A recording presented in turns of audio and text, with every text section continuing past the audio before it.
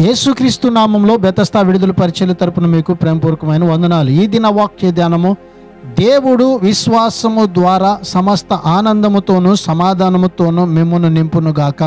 రోమీయులకు రాసిన పత్రిక 15వ అధ్యాయం 13వ వచనం.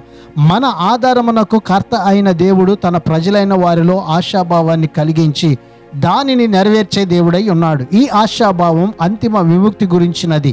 ప్రతి విశ్వాసి యొక్క జీవితంలో పరిశుద్ధాత్మ దేవుడు దీనిని కలిగిస్తాడు. శాంతి, సంతోషము కూడా దేవుని యొక్క ఆత్మ మూలంగానే కలిగేవి. అవి దేవుని రాజ్యంలో సహజంగా ఉండేవి. క్రీస్తుకు విధేయులైన శిష్యులకు ఆయన ఈ రెంటిని వాగ్దానము చేశాడు. విశ్వాసులు వీటితో నిండి ఉండాలని దేవుని యొక్క కోరిక. అప్పుడే వారు ఇతరుల పట్ల ప్రవర్తించవలసిన రీతిలో ప్రవర్తిస్తారు.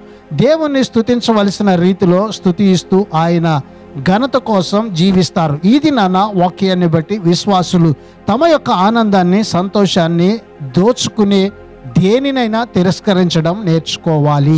ప్రార్థన. మహాపరిశుద్ధుడా, మహోన్నతుడా, జీవాధిపతి, మా మంచి యేసయ్య, నీ మహాకృపను బట్టి మమ్మల్ని ప్రేమించి మరొక నూతన దినాన్ని మాకు ఇచ్చినందుకు నీకు వందనాలు, స్తోత్రాలు చెల్లిస్తూ విశ్వాసము ద్వారా మేము అన్ని విషయాలలో నీ నామానికి మహిమకరంగా ముందుకు కొనసాగే ధన్యతను మాకు దయచేయమని యేసు నామములో ప్రార్థిస్తూ అడిగి వేడుకుంటున్నాము తండ్రి. ఆమేన్.